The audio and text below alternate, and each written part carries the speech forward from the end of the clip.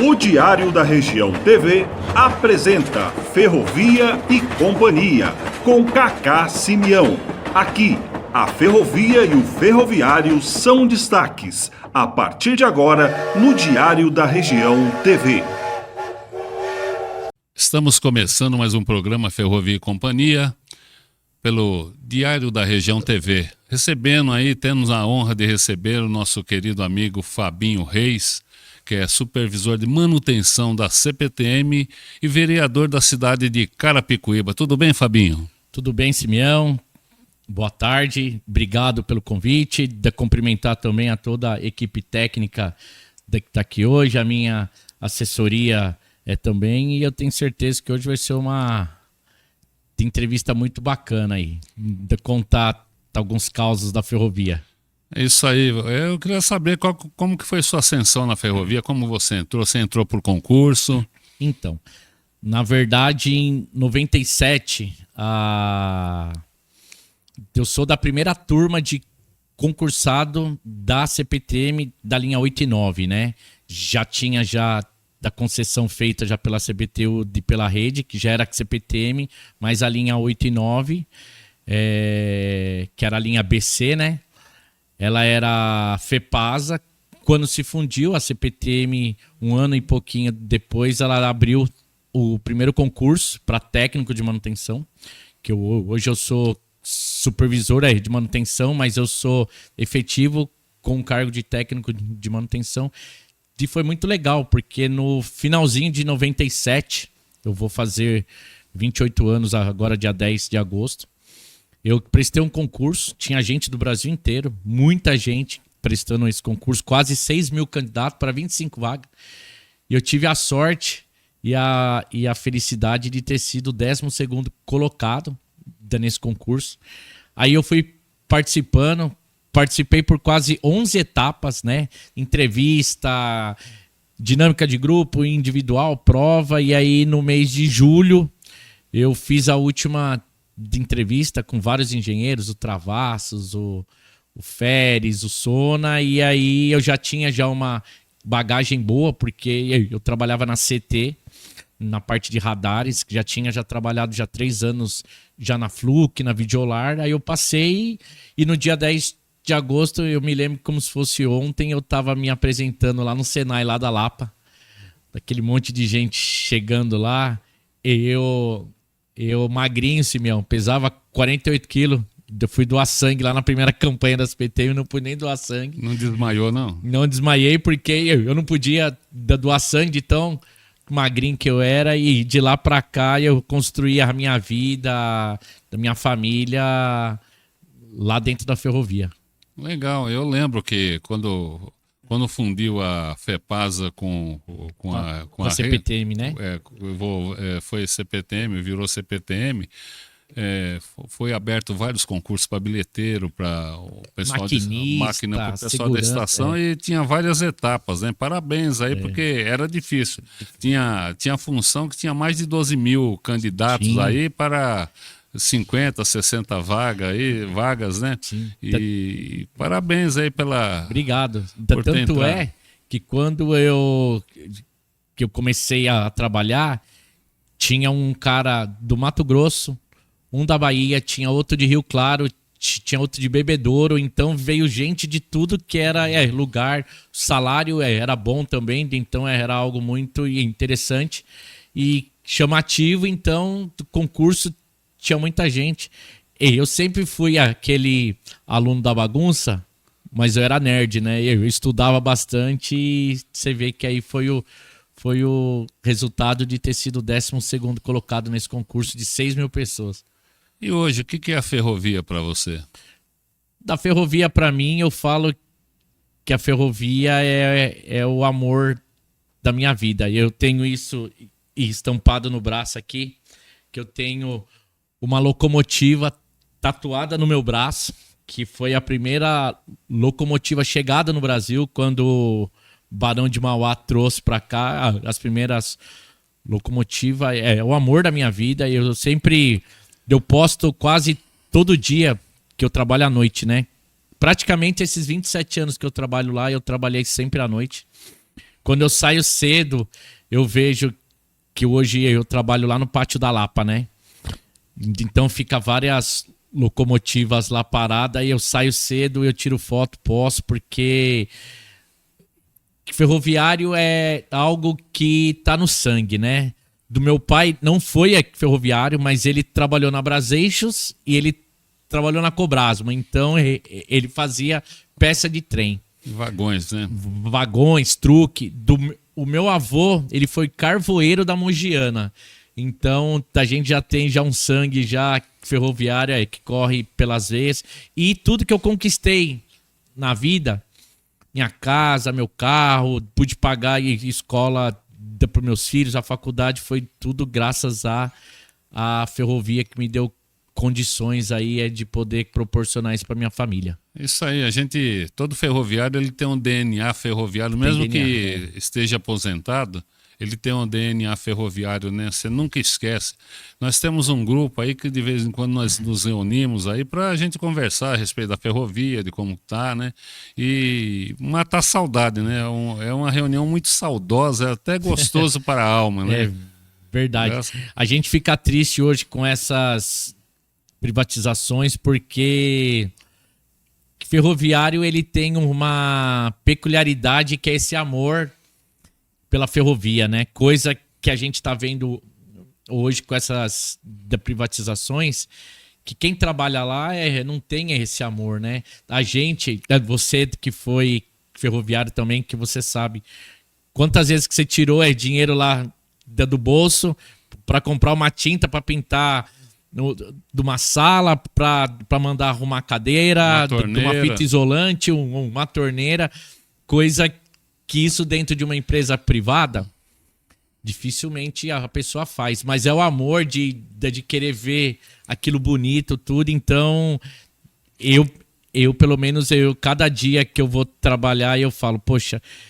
é um dia a mais, mas é um dia a menos também que a ferrovia ela tá durando, porque logo quando passar tudo para iniciativa privada, a gente vai ver que essa coisa aí ela vai acabar. Então, eu tive o prazer, né? A empresa ela tinha aquele curso de formação lá na Barra Funda, você não pertenceu a esse curso? Não. Era o CFT, CFM e CFA. CFT era para o transporte, CFA administrativo e CFM era para as máquinas, para ser maquinista. Eu tive o prazer de fazer. Não fiz, mas tive o prazer de estagiar. O pessoal ficava um ano na Barra Funda, depois vinha estagiar nas estações, né?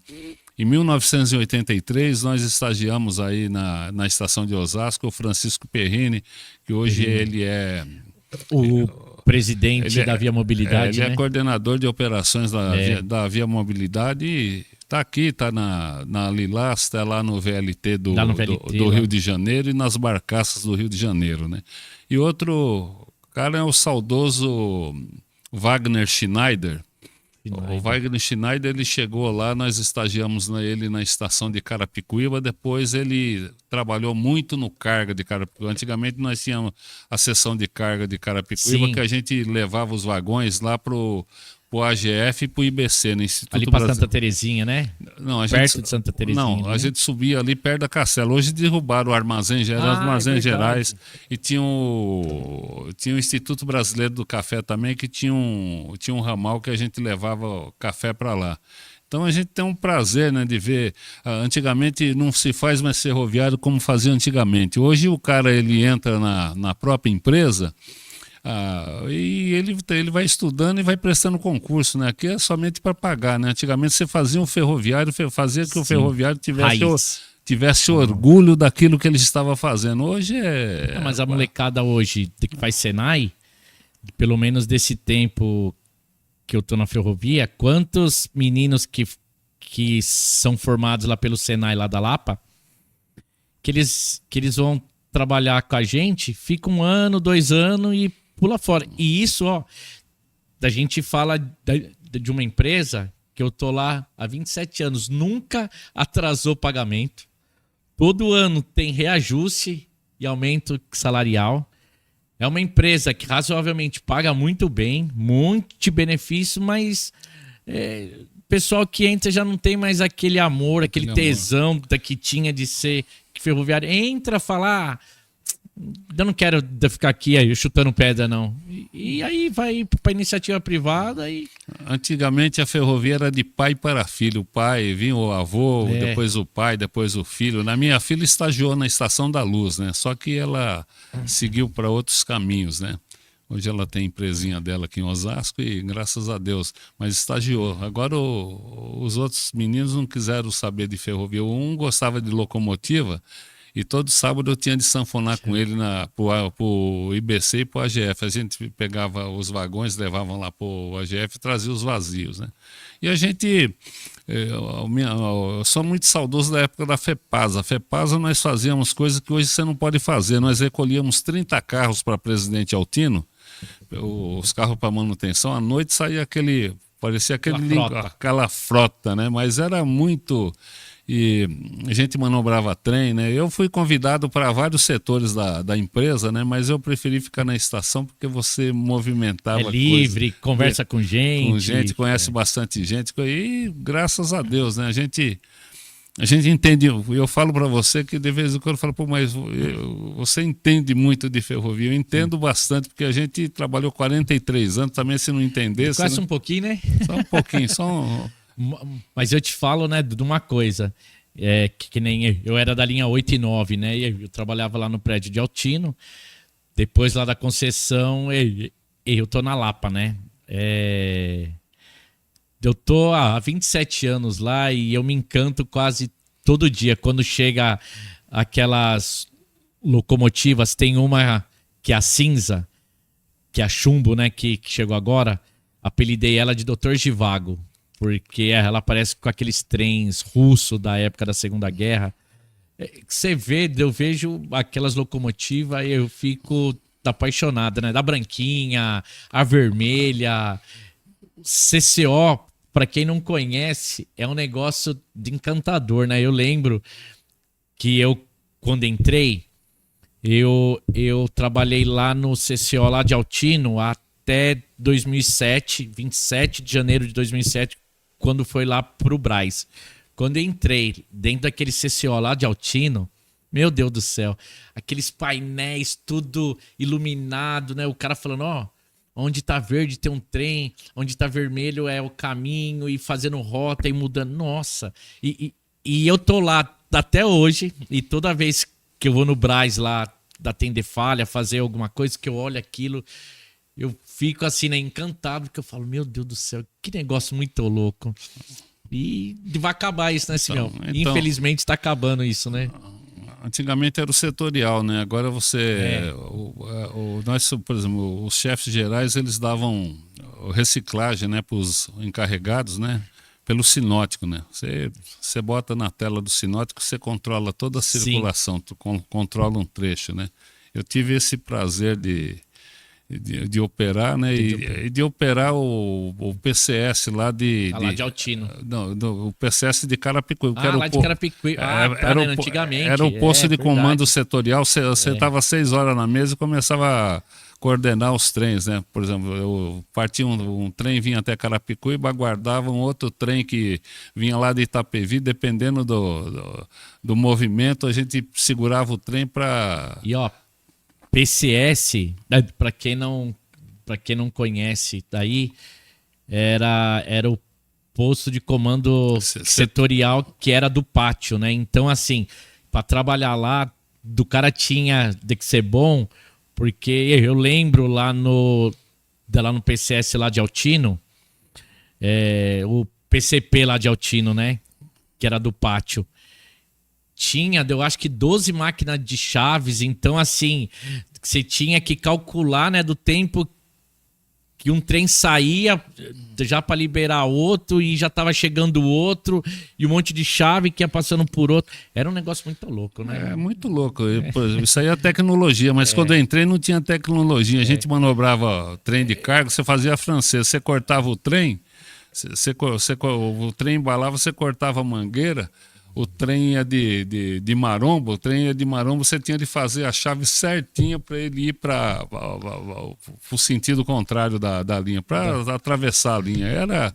Daquela época que você tinha também os staffs, né? Cabine de staff. Eu trabalhei em Osasco na cabine de staff, dei curso de staff, né? Eu aprendi por aprender. Mandaram ir lá, tal, deram um curso de 10 dias, depois a gente começou a ensinar. Todo mundo usava, o bilheteiro, todo mundo tinha de trabalhar ali, porque depois era gostoso, né? Era gostoso, né? Muito gostoso. É bom assim que a tecnologia ela vai chegando, ela vai trazendo mais segurança também. Você vê que hoje raramente você ouve que houve um acidente, ou hoje a tecnologia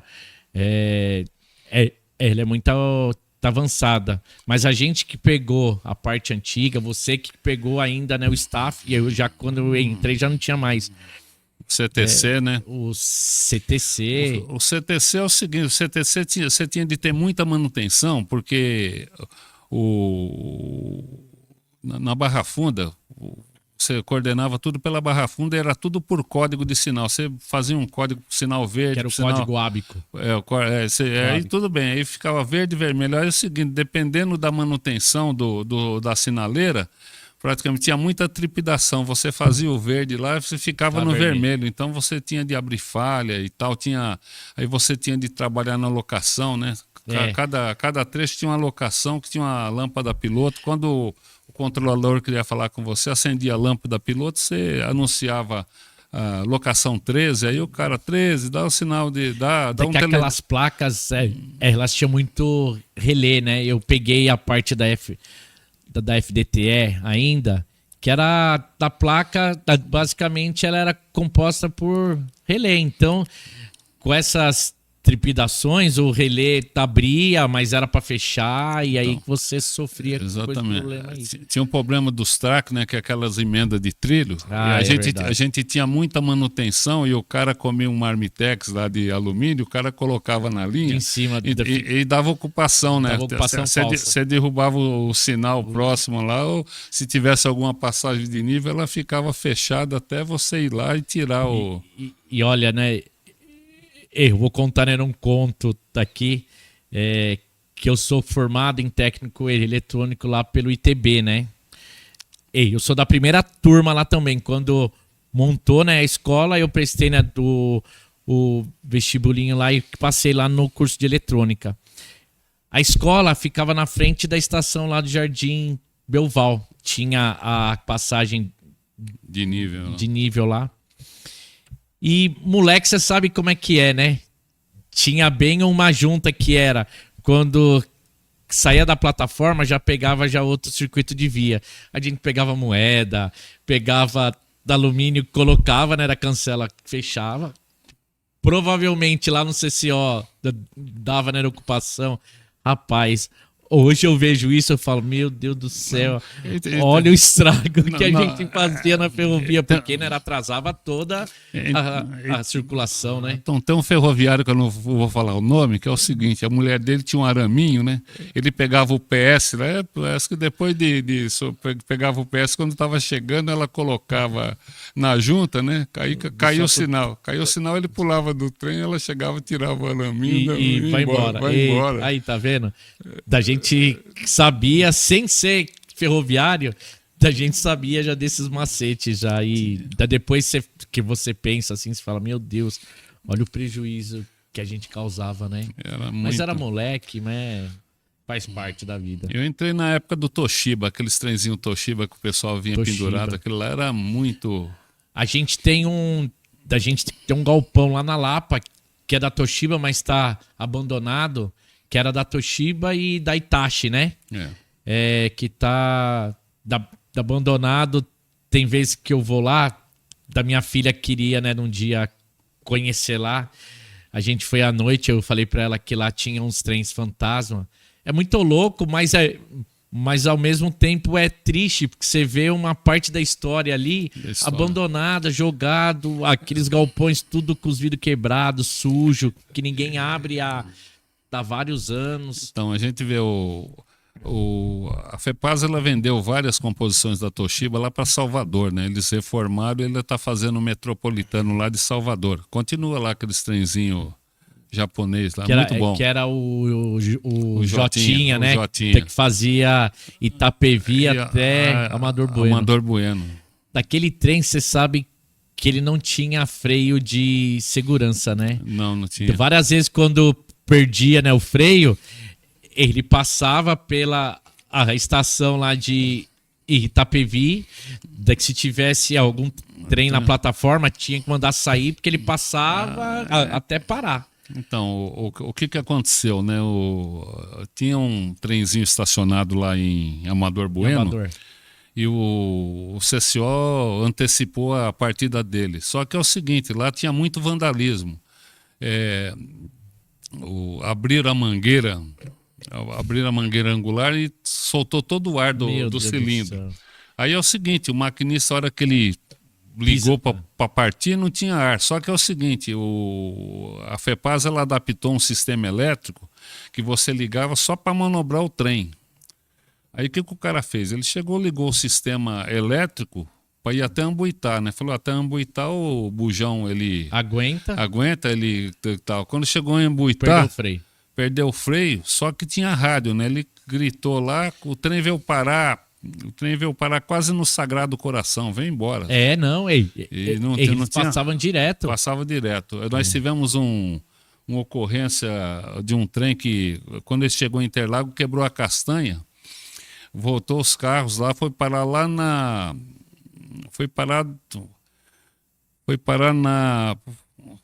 umas 3, 4 estações, só que é o seguinte, tiraram todos os trens da frente, o trenzinho, esqueci até o nome do local, o trenzinho passou 80 por hora na estação de Jurubatuba.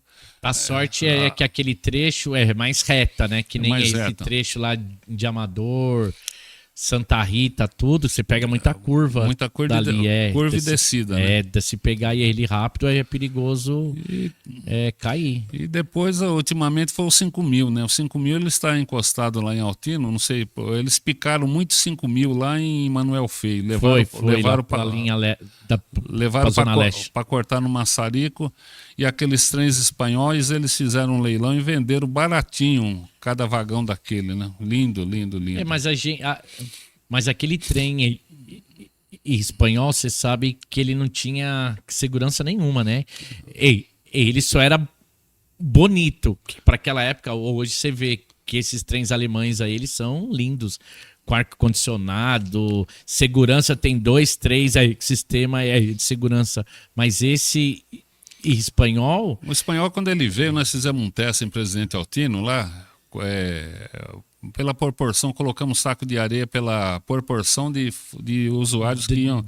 Então a longarina dele arreou, então a porta não fechava, né? Então a gente viu que foi vender o gato por lebre pra gente, né? Na verdade, falam que quando o Mário Covas ele tinha ido lá para Espanha, que eles deram, né, o trem, mas em contrapartida tinha que contratar o serviço deles, né? Então o serviço saiu mais caro que gerou trem novo. Gerou 3 mil empregos na Espanha na época. Eu era do sindicato, gerou 3 mil empregos e a gente contestou porque a Argentina comprou por cada vagão por $400 mil, né? A gente pagou 700 mil, então você vê que praticamente teve mas aquelas coisas que a gente não entende, não né? entende, então, ou entende, mas nem quero quero comentar, né?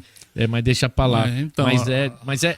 A sorte também é que naquela época quando entrei lá na ferrovia em 98, a linha C, que é a linha 9 hoje, a Esmeralda tinha a estação de Osasco, de Altino, Ceasa, Pinheiros, Santa Amaro e Jurubatuba. Tinha 6 estações só.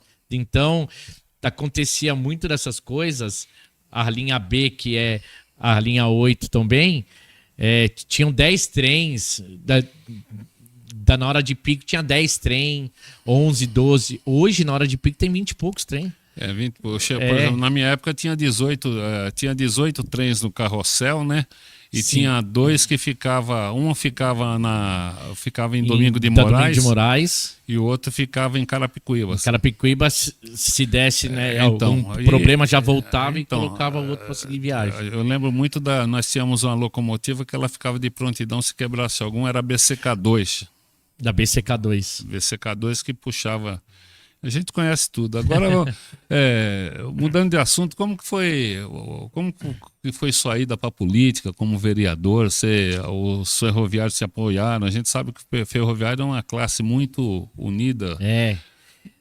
Na verdade, foi assim, quando eu passei nesse concurso aí, eu falei, poxa, Deus foi muito generoso comigo, né? E eu fiz um voto com Deus que eu falei, ó, enquanto eu estiver vivo, eu vou pegar um pouquinho do meu salário, eu vou ajudar o pessoal aqui do meu bairro. Eu fui lá para a CPTM, que eu era da CT, quando eu fui para a CPTM, do meu salário era 3 vezes mais. Então eu falei, poxa, Deus foi muito bom. E eu comecei a ajudar e pessoas começaram a ver isso daí, começaram a me ajudar, começamos a fazer alguns eventos. Criei uma ONG, eu sou fundador lá de uma ONG lá em Carapicuíba, que atende hoje 600 pessoas, de criança de 2 até, eu acho que o mais idoso lá tem 93 anos. Então eu tenho vários projetos, eu tenho numa creche, projetos com crianças autistas, crianças com síndrome de Down. Então ela foi crescendo, eu criei uma ONG. E aí a própria comunidade começou a falar, poxa, você é nosso líder daqui, você criou uma ONG, defende a gente, poxa, saia a vereador. Nesse tempo eu também fazia de engenharia na São Judas, e eu criei um centro acadêmico lá que não tinha, então eu fazia mais política do que e estudava. Então eu comecei a ver que a política também era algo que já estava dando meu sangue. E eu sei que a comunidade me ajudou. Saí em 2008, tive quase 1000 votos. Para uma pessoa que não tem um pedigree político, de você ter quase 1000 votos é muito voto. Na segunda, eu tive 1.746. Fui eleito, mas teve um problema do presidente lá do meu partido. Vendeu o partido. Eu sei que eu fui assumir quase no final lá do mandato, que ele foi preso. E aí eu assumi, aí foi uma ascensão muito grande, que aí eu fui eleito na outra como 4º mais votado, depois eu fui eleito como 2º mais votado, e nessa última agora eu fui o vereador mais votado de Carapicuíba e o 2º vereador mais votado na história de Carapicuíba. Parabéns, né? A gente fica orgulhoso de saber que tem um ferroviário que preza tanto pela ferrovia como pelo pessoal lá de Carapicuíba, Sim. pelos seus vizinhos, pela sua comunidade Sim. lá.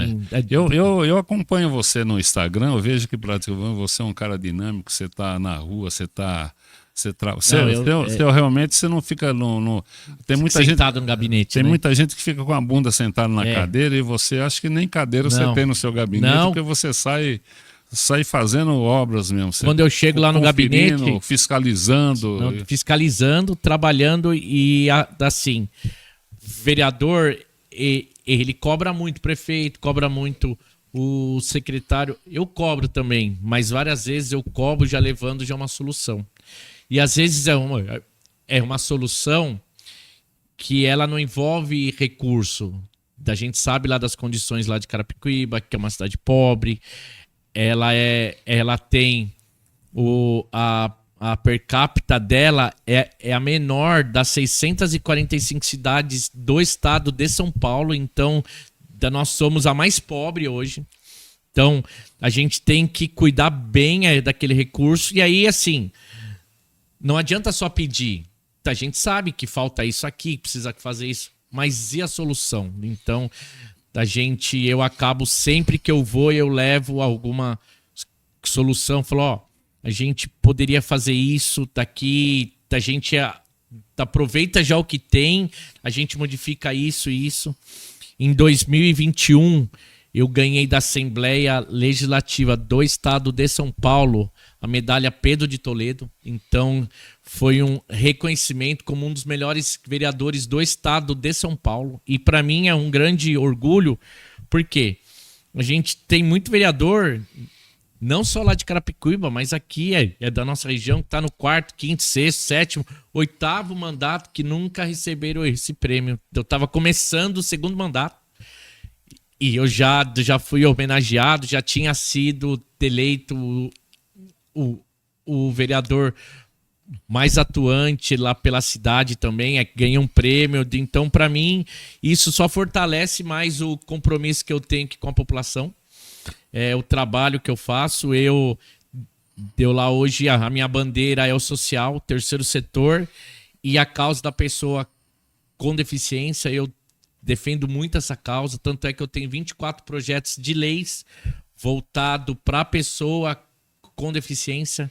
Eu acho que a cereja do bolo nosso foi a conquista do novo CAPS infantil, que hoje ele é 9 vezes, pra você ver, 9 vezes maior do que era o CAPS antigo, de uma rede de apoio, de uma rede multidisciplinar para acolher as crianças. Hoje o autismo ele tá mais em evidência e a cidade não tinha suporte, e hoje graças a Deus, através do meu mandato, a gente conquistou esse. Você sabe que Carapicuíba, né? Carapicuíba foi uma das minhas ascensões, a estação de Carapicuíba foi uma das minhas ascensões aí na própria empresa, né? A gente tinha muito contato aí com os políticos. O Nivaldo de Souza, ele foi secretário de abastecimento, e a gente, por coincidência, eu frequentei uma cidade lá no Paraná que o pai dele foi um dos fundadores de Icaraíma, Paraná, né? E depois ele faleceu, o filho dele teve um acidente, aí uma carreta passou por cima dele lá. E a dona Sônia, ela despachava na minha sala da estação. A dona Sônia, que do era... Fuad. lá... O Fuad me ajudou muito lá, a gente organizar a frente da estação e tal, né? Era um cara sensacional, né? E a dona Sônia também, né? Sim. E eu lembro que a mãe da dona Sônia, a gente fornecia para ela um trenzinho. Ela tinha uma comunidade de pessoas com mais de 60 anos, e ela ia lá. A Júlio Prestes tinha um programa lá, a FEPASA tinha um programa para terceira idade. Para terceira idade, né? Então a gente isolava um vagão, elas ficavam contentes, embarcavam, depois desembarcavam. Voltavam, legal. E o que aconteceu, né? Tinha um coreto lá onde está a polícia militar lá. Sim. Aquilo lá tem um dedo nosso, né? A gente ia colocar na estação ali. Os comerciantes, eles iam colocar câmaras e tal, e a gente dependia da polícia militar, né? Fizemos reunião com o presidente da FEPASA, com o prefeito. Coronel. E o que aconteceu? A polícia militar só não foi feito na estação mesmo, porque a polícia militar não tinha efetivo para manter gente lá. Para manter gente lá, né? Aí depois não tem até hoje. Depois colocaram lá onde era o coreto ali lá. Ali no final do calçadão. No final ali era um coreto, que tinha um coreto. Isso, o coretinho. Então derrubaram o coreto. Eu comi muita pizza lá, viu? Então derrubaram o coreto. Então lá tem o meu dedo do Perrine também, porque nós fomos para cima lá. Nós gostava de fazer as coisas. Bola. E hoje você viu que eles estão construindo uma estação nova. Então, assim, quando criaram aquele primeiro terminal ali, fizeram errado, porque passando a avenida no meio, não. Tinha que ser feito colado com a estação, do cara já sai já do ônibus e ele entra já na ferrovia. Então, mas o que aconteceu? Fez a obra errada. Então eles perderam a altura, né? Eles perderam a altura porque a estação, futuramente a estação ela vai ficar na parte de cima. Não, mas eles já estão construindo, ela vai ficar lá no mesmo nível que o Boulevard. Porque a estação, se você vê o projeto, né? Eu tenho ele aqui. Ele vai ficar tipo aquelas estações lá da linha 9. Brooklyn, a cidade de Jardim toda de vidro. Vai ser uma coisa linda. Então, e vai ligar, né, na passarela. Daqui vai ligar ali a FATEC, a ETEC. Esse final de semana eles estavam levantando Estácio, lá. Agora só que é o seguinte, eles perderam a altura, então para você descer, você tinha de pegar uma escada rolante, né? Então o que vão fazer ali é certinho. Agora, o que fizeram lá na estação de Miguel Costa, aquilo lá virou...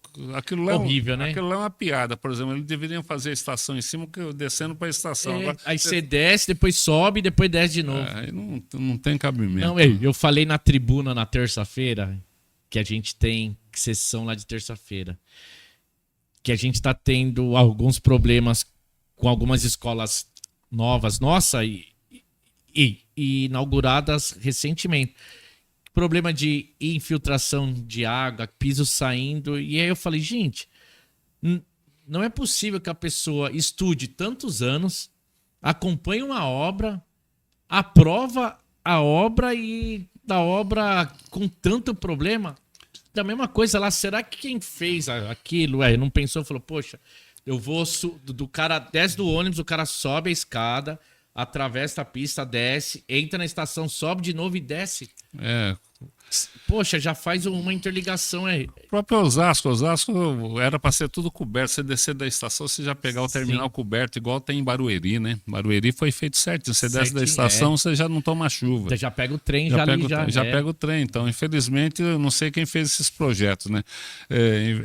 Tem umas coisas aí na própria CPTM que a gente não está aqui para criticar, né? Que é lamentável, né? Eu tive várias discussões nessas estações novas, construção de estação nova, que praticamente tem coisas que tinha de estar no projeto, só porque não estava no projeto não foi feito. Não foi feito. Coisa essencial que tinha de ser feito. Coisas óbvias, né? Óbvias. Então você vai falando, mas não está no projeto, né? E eu discuti, depois eu falo para você. Encontrei o pacato cidadão na inauguração da estação de Varginha, nem olhou para minha cara. Mas tudo bem, faz parte, né? Faz parte da coisa. Mas é isso aí, você está com o Edson Aparecido Cândido. Inclusive, mandar um abraço para ele, doutorzão. Eu falo para ele, o Edson Cândido, que ele é uma inspiração pra gente, porque ele tem 47 anos de ferrovia, pra você ver. Eu tenho 46 anos de idade e ele tem 47 anos de ferrovia. Até você já trabalhou com ele fora da ferrovia, bem antes. Ele é um cara assim, que ele já foi de tudo nas PTM, já foi gerente de quase todas as áreas. Ele é um cara que ele poderia estar numa parte de conforto ali, poxa, já fui tudo, eu não preciso. Mas ele é um cara que nem eu trabalho à noite. Ele foi criada, né, de uma área, o antigo presidente, o Pedro Moro, eles criaram, né, de uma área pra gente, e ele falou, eu quero que você seja o prefeito da ferrovia. Você vai usar a experiência que você tem como vereador, usar aqui dentro da ferrovia o quê? Fiscalizar tudo que é pátio, base de manutenção e estacionamento de trem, estação, para ver por quê. Às vezes, você trabalhou lá, que você sabe como é que é. Às vezes a gente pede pro chefe, a cadeira nossa tá quebrada. Eu vou ver. E aquilo fica por lá, chefe, a cadeira tá quebrada, a mesa tá caindo, o teto, e a coisa se perde em alguma parte desses chefes aqui, que acaba que o funcionário, ele fica chateado, porque fala, poxa, eu só preciso só de condição. Então, eles falaram o que para mim, Fabinho? Você vai criar uma equipe aqui dentro que vocês vão ser os nossos olhos. Então, a gente toda noite sai, a gente faz uma visita, conversa com o funcionário, fala, meu, que tá faltando daqui para vocês? Ô, Fabinho, falta isso, ó. Mas vocês já pediram? Puta, já pedi 10 vezes, 15, mas chega lá no supervisor que manda pro engenheiro, pro outro engenheiro. A burocracia vai. E acaba, a questão lá de mobília. A gente tem a parte lá do almoxerifado, tem um monte de cadeira nova, cheio de pó, e aí que você passa nas bases, um monte de cadeira quebrada, mesa quebrada. Então eu comecei a fazer isso. Como nós somos da noite, o Edson, ele estava lá no Parque Ecológico, ele estava voltando, o presidente que chamou ele também falou, Edson, da gente queria que você fizesse esse meio campo com a equipe do Fabinho, como que você tem o diálogo com a gente. Então, hoje, a comunicação minha é com o Edson e com da diretoria é direto. A gente não tem mais aquele monte de chefe para chegar lá. Então, tudo que a gente faz um relatório, tira foto, escreve, pontua tudo de ruim, manda aí pro Edson hoje, que é nossa ponte, ele pega isso, né, e encaminha lá pro... Então, o Edson sempre foi dinâmico, né? Não, ele gosta de trabalhar. Ele chega, que eu tava te falando, ele entra das 8. Quando é 5h30, 6 horas da manhã, ele passa aqui com o carro dele lá na frente da base. Bibi, ele chega todo dia, 6 horas da manhã. Ele pega, se precisar varrer, ele vai, se precisar pintar. A gente tava com uma nova base, ele que pintou lá metade das paredes. Então, eu tive o prazer, né, de trabalhar com ele foi muito dinâmico. Teve duas pessoas, Edson Aparecido Cândido e Laércio Antônio Damasceno Machado. Esse daí foi o melhor superintendente que a empresa teve. E nessa transição de ir para Ferroban, pegaram os dois, colocaram lá na Rua Barra Funda, né? Eu peguei 63 assinaturas de prefeito, de vereadores, e fomos lá no Palácio do Governo, protocolamos para que eles voltassem, né? E eles voltaram na inauguração daquelas estações aí da Marginal, né? Da linha 9. Da linha 9. O Edson foi para segurança e o Laércio voltou para ser superintendente. Para ser superintendente. Hoje tá lá tá em Araraquara. Outro dia eu falei com ele.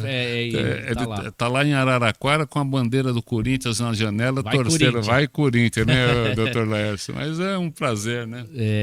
Show de bola. Ele é nossa inspiração. Nossa referência. Ele porque você vê assim, você fala, poxa, ele tem 70 anos quase, 47 de ferrovia, mas ele tem o pique de um menino que acabou de entrar na ferrovia. Então eu falo, gente, se ele tá fazendo isso, a gente tem que fazer, pode estar chovendo, sol, vamos pra cima. Ele agregava muito, né? Essas árvores que tem nos limítrofes das estações, ele trouxe árvore e mandou plantar. Foi. Então hoje tá tudo verde aí.